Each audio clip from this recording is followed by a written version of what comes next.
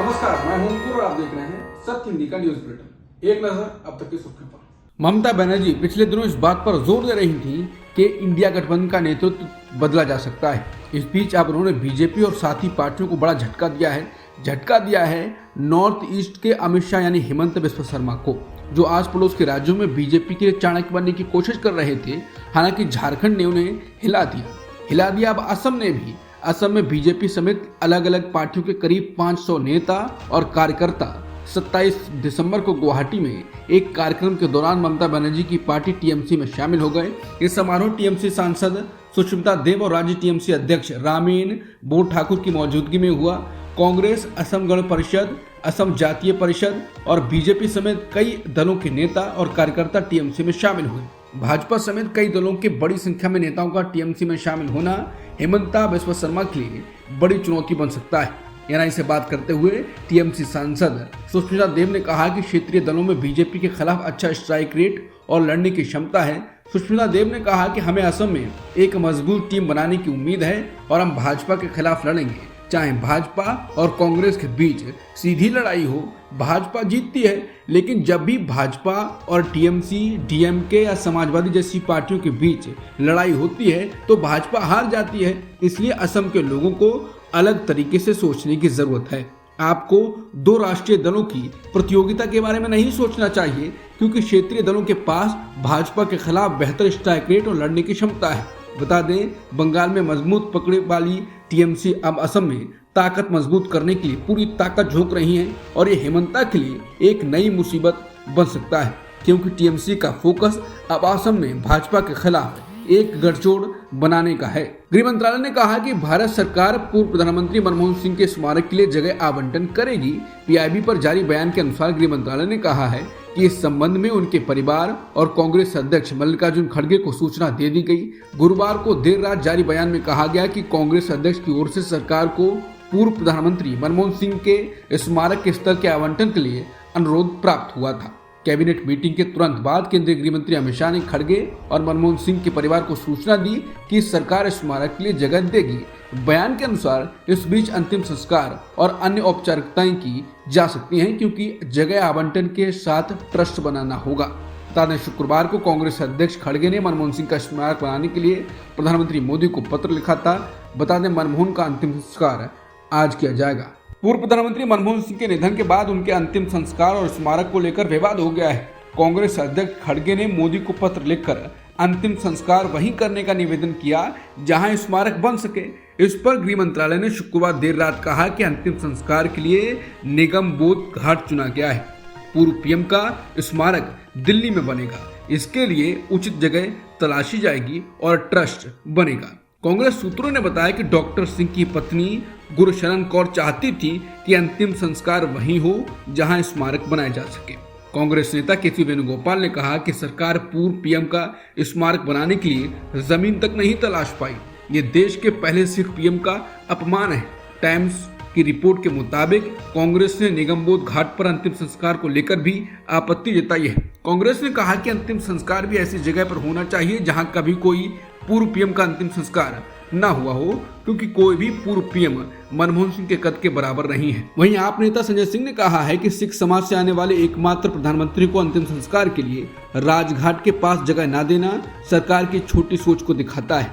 सुखबीर सिंह बादल ने कहा कि डॉक्टर सिंह के स्मारक के लिए स्थान राजघाट होना चाहिए। अतीत में अपनाई गई स्थापित प्रथा और परंपरा को ध्यान में रखना चाहिए। अखिलेश यादव ने कहा कि पूर्व प्रधानमंत्री के संदर्भ में सम्मान की परंपरा का निर्वहन होना चाहिए। भाजपा अनुचित उदाहरण पेश न करे। दिल्ली ट्रैफिक पुलिस ने पूर्व प्रधानमंत्री मनमोहन सिंह के अंतिम संस्कार से पहले ट्रैफिक एडवाइजरी जारी की। ट्रैफिक पुलिस ने लोगों से उन मार्गों से न निकलने की अपील की है जिन रास्तों से उनकी अंतिम यात्रा गुजरेगी। पुलिस ने एडवाइजरी में मनमोहन सिंह के अंतिम संस्कार को देखते हुए नई दिल्ली के प्रमुख मार्गों पर प्रतिबंधों और डायवर्जन की सूचना दी। ट्रैफिक पुलिस ने इन लोगों से गाइडलाइंस का पालन करने को कहा।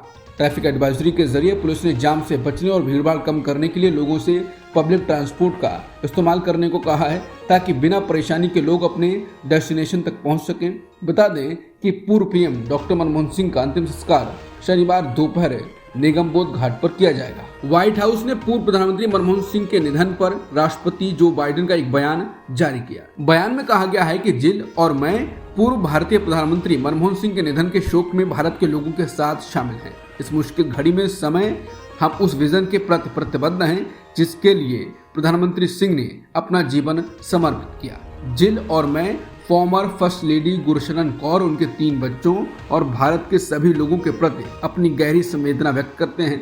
उन्होंने कहा कि आज अमेरिका और भारत के बीच अभूतपूर्व स्तर का सहयोग प्रधानमंत्री की रणनीतिक दृष्टि और राजनीतिक साहस के बिना संभव नहीं होता। कोरोना काल में लॉकडाउन के दौरान मोदी सरकार ने पीएम केयर्स फंड बनाया था। मकसद था किसी हेल्थ इमरजेंसी से निपटने के लिए सरकार के पास अलग से राहत कोष होना चाहिए जिससे सरकार आसानी से निपट पाए। लेकिन कोरोना तो अब खत्म हो चुका है, लेकिन इसके बाद भी पीएम केयर्स फंड में पैसा आ रहा है। पीएम केयर्स फंड को वित्तीय वर्ष 2022-23 के दौरान 912 करोड़ रुपए मिले थे। कोरोना के बाद भी पैसे आने जारी हैं। पीएम केयर्स फंड को 909.64 करोड़ रुपए वॉलेंटरी कंट्रीब्यूशन से मिले और विदेशी फंड के रूप में 2.57 करोड़ रुपए मिले। 912 करोड़ रुपए के डोनेशन के अलावा फंड को ब्याज इनकम के रूप में 170.38 करोड़ रुपए भी मिले, जिसमें से 154 करोड़ रुपए रेगुलर अकाउंट्स पर ब्याज से और 16.07 करोड़ रुपए विदेशी डोनेशन अकाउंट से आए। कई तरह के रिफंड के जरिए भी 225 करोड़ रुपए के आसपास जमा किए गए। जहां तक पेमेंट्स और वितरण का सवाल है, पीएम केयर्स फंड ने वित्तीय वर्ष 2022-23 के दौरान कुल 439 करोड़ रुपए की राशि वितरित की। फाइनेंशियल ईयर 2022-23 के अंत में पीएम केयर्स फंड में क्लोजिंग बैलेंस 6,284 करोड़ रुपए था, जो कि वित्तीय वर्ष 2021-22 के अंत में 5,416 करोड़ रुपए की तुलना में 16% अधिक था। 2020-21 के अंत में क्लोजिंग बैलेंस 7,014 करोड़ रुपए और 2019-20 के अंत में 3,077 करोड़ रुपए था। कुल मिलाकर पीएम केयर्स फंड को 2019-20 से 2022-23 तक 4 वर्षों में वॉलेंटरी कंट्रीब्यूशंस 13,067 करोड़ रुपए मिले और विदेशी योगदान 538 करोड़ रुपए के रूप में मिला।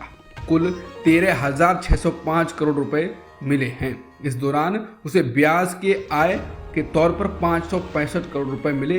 बता दें, जब इस फंड का डेटा आरटीआई के तहत मांगा गया तो मोदी सरकार ने हाई कोर्ट में साफ कहा कि पीएम केयर्स फंड सरकारी कोष नहीं है। इसमें प्राप्त दान भारत के संचित कोष में नहीं जाता है। ये एक सार्वजनिक चैरिटेबल ट्रस्ट है। इसे संविधान, संसद या किसी राज्य विधानमंडल द्वारा नहीं बनाया गया है। इससे जुड़े तीसरे पक्ष की जानकारी किसी सूचना का अधिकार यानी आरटीआई अधिनियम के तहत साझा नहीं की जा सकती है, जिसके बाद मोदी सरकार पर कई सवाल उठे थे। दिल्ली विधानसभा चुनाव से ठीक पहले इंडिया गठबंधन में बड़ी दरार पड़ गई है। आम आदमी पार्टी और कांग्रेस आपस में भिड़ गए हैं। अजय माकन ने जहां केजरीवाल को देशद्रोही करार दिया, तो आपने कांग्रेस को इंडिया गठबंधन से बाहर करने के लिए जोर लगाने की बात कही। अब इस विवाद पर शिवसेना उद्धव गुट के नेता संजय राउत ने कहा कि कांग्रेस और आम आदमी पार्टी के विचार अलग हो सकते हैं। राज्य स्तर पर वो अलग अलग चुनाव लड़ते हैं, लेकिन उन्हें इंडिया गठबंधन के मेंबर के तौर पर अपने रिश्तों को ध्यान में रखना चाहिए। संजय राउत ने कहा कि आप और कांग्रेस की लड़ाई पुरानी है। दोनों दलों को दिमाग में रखना चाहिए कि वो एक गठबंधन का हिस्सा हैं और उसका ध्यान रखना चाहिए। संजय राउत ने कहा कि दोनों को पहचानना होगा कि असल दुश्मन कौन है। ऑस्ट्रेलिया और भारत के बीच खेली जा रही बॉर्डर गावस्कर ट्रॉफी चौथा टेस्ट मैच चल रहा है। आज मैच का तीसरा दिन है। भारतीय टीम अपनी पहली पारी में बल्लेबाजी कर रही है। चायकाल तक भारत का स्कोर 326 रन 7 विकेट के नुकसान पर है। वॉशिंगटन सुंदर 40 पर नाबाद और नीतीश रेड्डी 85 पर क्रीज पर जमे हुए हैं। हालांकि अब बूंदाबांदी शुरू हो गई है और मैच रुक गया। अब तक के सुर्खियों में इतना ही। बाकी खबरों के लिए बने रहिए सत्यहिंदी.com के साथ।